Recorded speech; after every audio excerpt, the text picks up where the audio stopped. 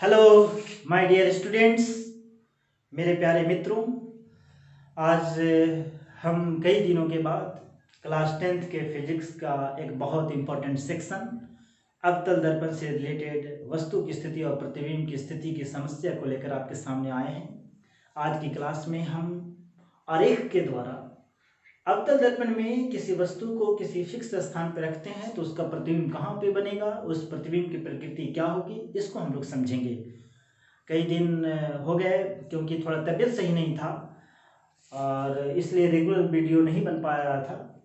चलिए कोई बात नहीं, सीधे बिना देर के हुए हम लोग चलते हैं इस पहला कंडीशन की ओर कि अवतल दर्पण में किसी वस्तु की स्थिति जो है वह अनंत है। वस्तु के कहाँ रखा गया है? अनंत पे रखा गया है। तो हम लोग ये जानने का प्रयास करेंगे कि प्रतिबिंब कहाँ पे बनेगा।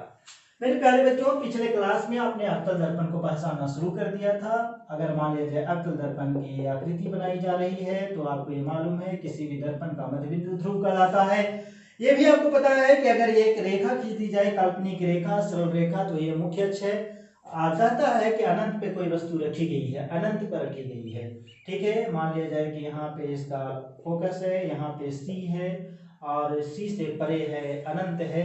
अनंत पे कोई वस्तु रखी गई है तो आप जानते हैं किसी वस्तु से आती है किरणें तो दर्पण से टकराती हैं, दर्पण से टकराती हैं और परावर्तन के बाद फोकस से होकर जाती हैं अवतल दर्पण में। ये आपको पता है। तो प्रकाश की किरणें आ रही हैं वस्तु पे और ये टकराकर परावर्तित होकर कहाँ लौट रही हैं? फोकस से होकर गुजर रही हैं। अनंत पे रखी गई है वस्तु, तो ये ऐसा कंडीशन भी हो सकता है कि ये परावर्तित होगी तो कहाँ से जाएगी? फोकस पे आएगी। यानी प्रतिबिंब कहाँ पे बनेगा? फोकस पे बनेगा। मेरे प्यारे बच्चों, इससे ये पता चला कि अगर वस्तु की स्थिति अनंत है तो प्रतिबिंब की स्थिति क्या होगा? फोकस पे बनेगा। और फोकस पे आप देख रहे हैं कि एकदम बिल्कुल बिंदु मात्र बन रहा है, बिंदु पॉइंट जैसा बन रहा है, बिल्कुल बिंदु जैसा बन रहा है। इसका मतलब कि बहुत छोटा प्रतिबिंब बनेगा, बहुत छोटा। और बहुत छोटा और क्या बनेगा? उल्टा बनेगा। ये यहाँ पे जो भी है छोटा ही होगा, छोटा होगा, लेकिन ये उल्टा बनेगा। उल्टा बनने का मतलब ये प्रतिबिंब कैसा बनेगा? मेरे प्यारे बच्चों ध्यान दीजिए, यहाँ पे प्रतिबिंब जो बनेगा वह वास्तविक प्रतिबिंब बनेगा। चलते हैं हम लोग दूसरे कंडीशन की ओर। दूसरा कंडीशन हम लोग लेकर चलते हैं जस्ट इसका ऑपोजिट कि अगर वस्तु की स्थिति फोकस है तो प्रतिबिंब कहाँ पे बनेगा। इसको हम लोग यहाँ पे देखेंगे, आरेख द्वारा समझने का प्रयास करेंगे। फिर पुनः अवतल दर्पण को हम लोग लेकर चलते हैं क्योंकि अवतल दर्पण से ये रिलेटेड समस्या है। आप ये जान रहे हैं कि ध्रुव है, ये से यहाँ से मिला दिया, प्रिंसिपल एक्सिस हो गया, मुख्य अक्ष हो गया। कहता है कि फोकस, मान लेते हैं कि फोकस यहाँ पे है मेरे प्यारे बच्चों और यहाँ पे क्या है? सी है। मान लिया जाए कि ये फोकस है और यहाँ क्या होगा? सी होगा। इन चीजों को दर्शाने में आपको कोई समस्या नहीं होनी चाहिए। अगर कोई समस्या है तो पिछले वाला वीडियो आप जरूर देखिएगा। हमारे चैनल को सब्सक्राइब कर लीजिए ताकि आपको आगे की भी नोटिफिकेशन आपको ध्यान में आते रहेगा। तो चलिए फोकस पे हम लोग किसी वस्तु को रखते हैं मेरे प्यारे बच्चों। फोकस पे रखा गया तो वस्तु की यहाँ से प्रकाश की वस्तु का जो किरणें हैं, ठीक है, यहाँ दर्पण की ओर जाएंगी और फिर फोकस से होकर जाएंगी, फोकस से होकर गुजरेंगी। और दूसरा क्या हो सकता है कि वस्तु का जो शीर्ष है, यहाँ से अगर इसका जो प्रकाश है यहाँ दर्पण से टकराता है, दर्पण से टकराता है तो उसी दिशा में लौटेगा। लेकिन ये किससे होकर जाएगा? ये किससे होकर जाएगा? सी से होकर जाएगा, सेंटर ऑफ कर्वेचर से होकर जाएगा। और ये प्रतिबिंब कहाँ पे बनेगा? ये बिल्कुल आप देख रहे हैं कि समानांतर जा रहा है, तो हम लोग मान ले सकते हैं कि प्रतिबिंब कहाँ पे बनेगा? अनंत पर बनेगा मेरे प्यारे बच्चों। यानी अगर आप फोकस पे रखते हैं तो प्रतिबिंब कहाँ पे बनेगा? अनंत पे रखेगा। ये दो बात ध्यान दीजिए, अनंत पे हमने रखा, फोकस पे बना, फोकस पे रखा, अनंत पे बना। आप देख रहे हैं कि प्रतिबिंब जो है अनंत पे बन सकता है। आप देख रहे हैं कहीं मिल नहीं सकता है, हम लोग मान लेते हैं कि अनंत पे मिलेगा। तो यहाँ पे अगर आपसे कोई पूछे कि वस्तु क्या होगा, आप जान रहे हैं कि अनंत पे बनेगा तो वस्तु की जो साइज होगा वह बहुत बड़ा होगा। और ये आप देख रहे हैं कि वस्तु की जो है वस्तु यहाँ भी क्या बनने वाला है? उल्टा बनने वाला है। यानी वस्तु का प्रतिबिंब क्या होगा? वास्तविक होगा। मेरे प्यारे बच्चों ये बात को ध्यान दीजिए, बहुत बड़ा बनेगा। ये दो चीज आपको स्थितियां समझ में आई। थोड़ा सा 1 मिनट और रुकिए, और क्योंकि बोर्ड को मिटाना भी पड़ेगा और तब फिर अगली परिस्थिति को हम लोग देखेंगे मेरे प्यारे बच्चों।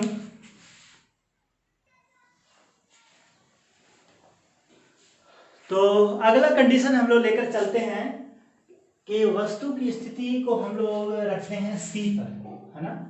सी मतलब आप जानते हैं वक्रता केंद्र पर रखते हैं, वक्रता केंद्र पर रखते हैं, वक्रता केंद्र पर रखते हैं अवतल दर्पण में। तो प्रतिबिंब कहाँ पे बनेगा, ये चीज को हम लोग ध्यान देते हैं।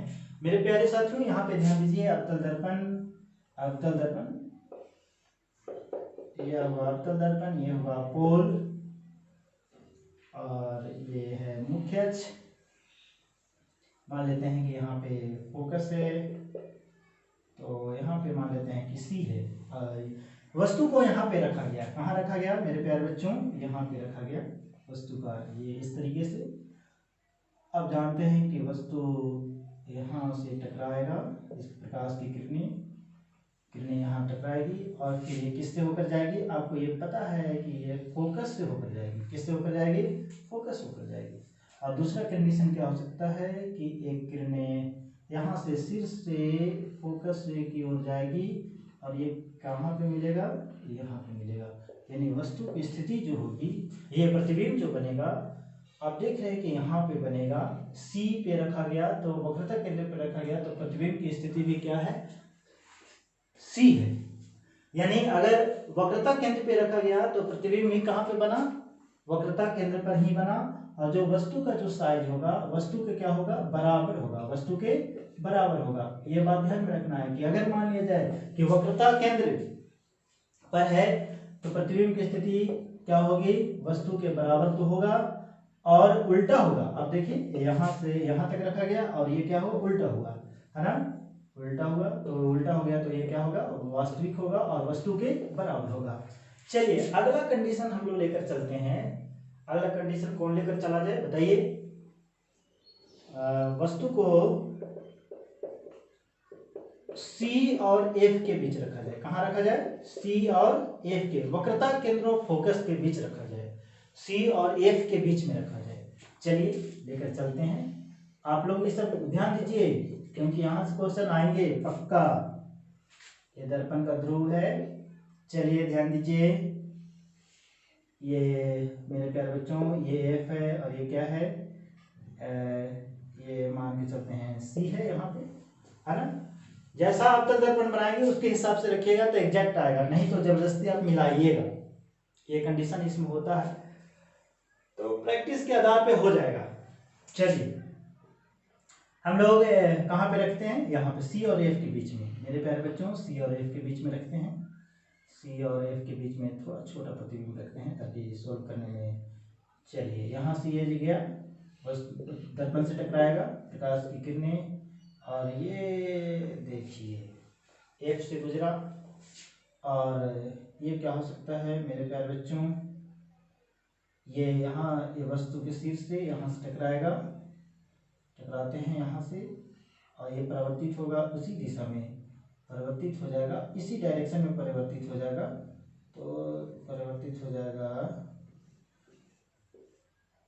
अगर परिवर्तित होगा तो सीधे आप देखिएगा कि आगे जाकर कहीं ना कहीं मिलेगा।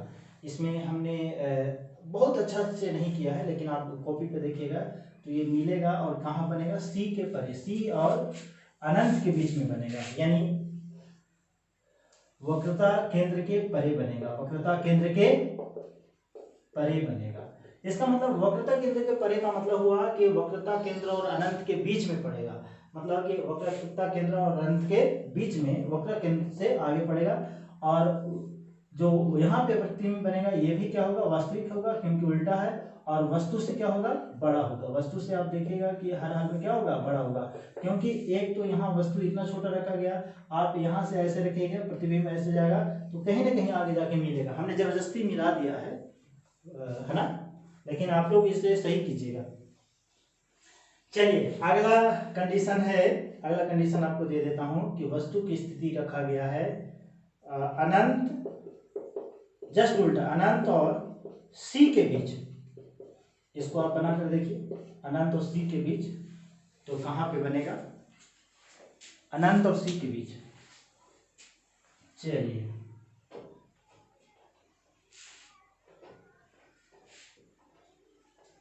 अनंत और C के बीच को अगर रखें, अवतल दर्पण में देखिए, जब तुरंत खींचिए, लेट नहीं। ये हो गया P, ये हो गया C, ये हो गया F, ये हो गया C। प्रतिबिंब यहाँ पे रखा गया, C के बाद C से ये जा रहा है, दर्पण से टकराया, कहाँ की ओर जाएगा, यहाँ से।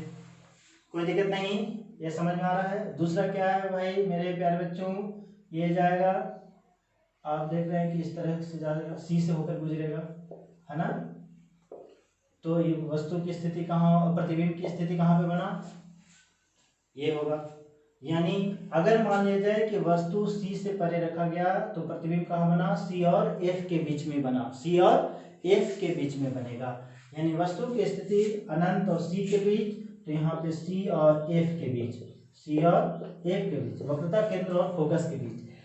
अब यहाँ पे प्रतिबिंब कैसा बनेगा, इस बात को भी थोड़ा ध्यान देना है। प्रतिबिंब कैसा बनेगा, जो अब देखते हैं कि वस्तु बड़ा है, C से आगे रखे हैं, तो यहाँ पे जब भी प्रतिबिंब बनेगा वस्तु से छोटा बनेगा।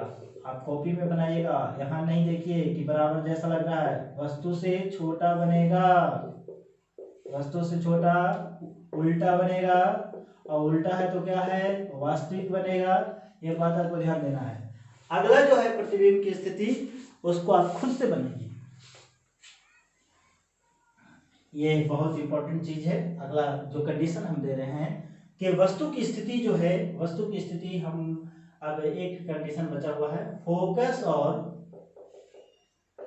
पोल के बीच, ध्रुव के बीच, फोकस और ध्रुव के बीच अगर हम लोग वस्तु को रखने हैं तो प्रतिबिंब की स्थिति क्या होगी। प्यारे बच्चों आप देखिए और बनाइए, खुद से बनाइए, इसको बनाइए। तो यहाँ पे आपको रख दे रहा हूँ फोकस, यहाँ पे फोकस, ये आप जानते हैं पोल है, ये C। आप बना कर देखिए, यहाँ पे कोई वस्तु को रखेंगे तो क्या स्थिति होगी। अब ये कंडीशन बहुत इन सब से अलग कंडीशन है, आप देखिए बनाइए।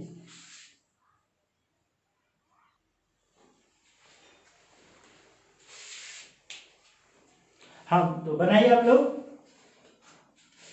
F और ध्रुव के बीच में रखा गया, वस्तु को यहाँ रखा गया। चलिए वस्तु को यहाँ रखा गया, आप जान रहे हैं कि वस्तु को यहाँ रखा गया तो जब भी रिफ्लेक्शन के बाद आएगा तो फोकस से होकर गुजरेगा, ये तो चीज आपको मालूम है। अब यहाँ पे है भाई, तो यहाँ क्या कंडीशन हो सकता है कि ये जो वस्तु का जो शीर्ष है ये भी कहाँ जाएगा, C से गुजरेगा। लेकिन आप ऐसा कर सकते हैं कि ये जो है